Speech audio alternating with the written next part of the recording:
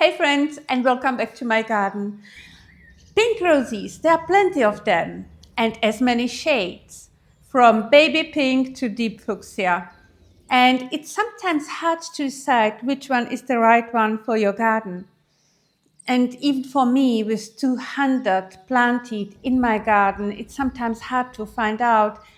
And I always have to think, is or will this rose really suit into my garden?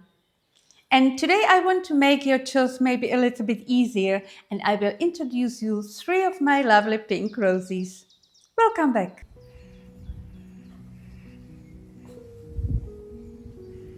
I have this rose all over my garden. Souvenir de Greuville, and I hope that I pronounce it correctly, was introduced by a German breeder, Schulteis, in 2004 and is wonderful ground cover rose. It's a repeat bloomer, slightly fragrant and grows up to 1 meter tall. The bloom comes in small clusters and the colors range between a pink, lilac and white when it ages.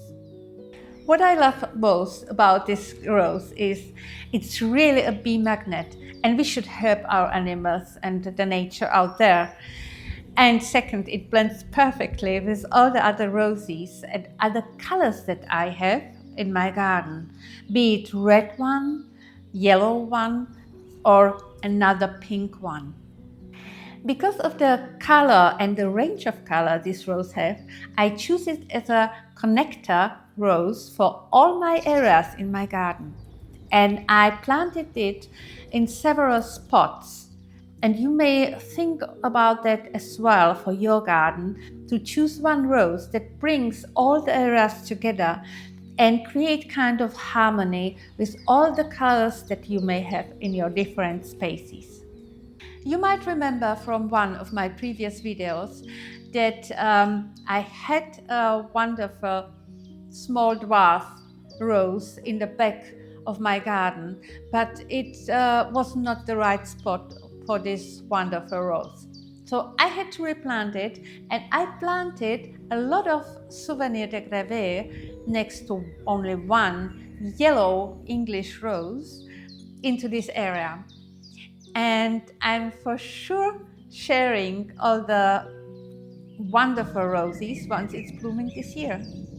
So I'm really interested how it will look like.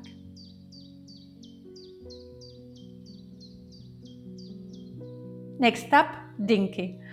It's a wonderful rose that definitely catches your eye.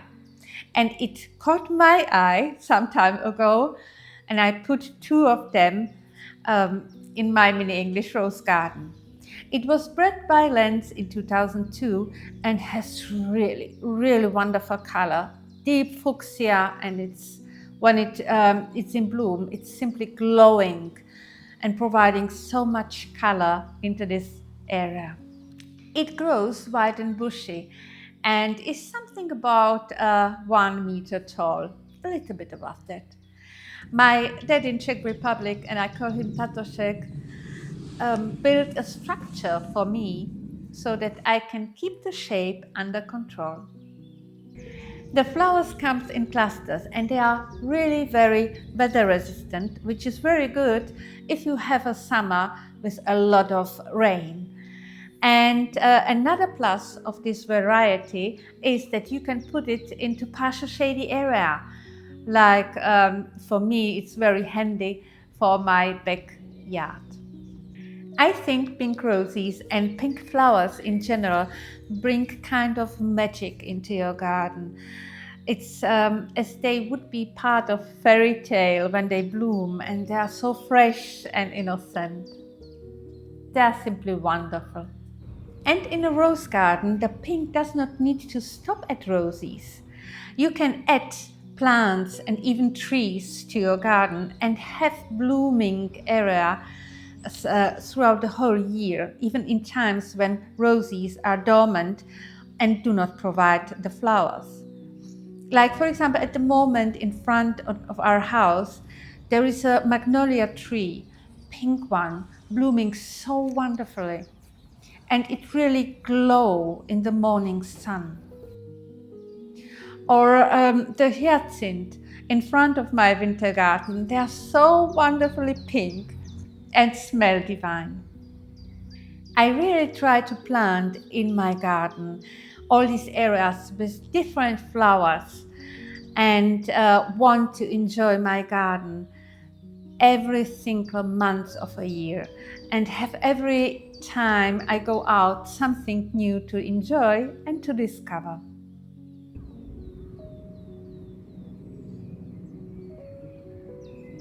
And finally, Lavendel Silhouetta. It's a rambler and I've planted it next to the entrance of our house.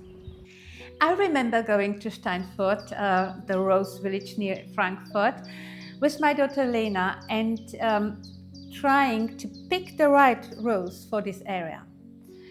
And every time when I'm there, I'm fully distracted because there's so many wonderful colors and roses and everything is beautiful. So I had to focus, and what helped me a lot was to use a dummy for my wall, just to see how the rose, and here the lavender silhouette, will look like against it. So let me show you what I mean. If you have a wall like that has a color, here I have an orange paper, obviously I could not find anything else in this house, but if you have an orange paper and orange wall, and then you put a rose like this against it, well, it looks good, but it looks much better, the same rose against the white wall. So to create this contrast brings a lot, and it always helps a lot to visualize. Back to Lavender Silhouette. It's a wonderful repeat blooming rose and rambler that I have in my garden, and it is so bee friendly. And it even has ADR certificate, which means here in Germany that this rose is very healthy and goes with low maintenance. A part of the pruning for sure. It's so graceful, and I'm so happy to have this rose. And I'm quite sure that this is not my last rambler in this garden. So those were the 3 lovely pink roses in my garden, and I hope that I could inspire you for your own projects.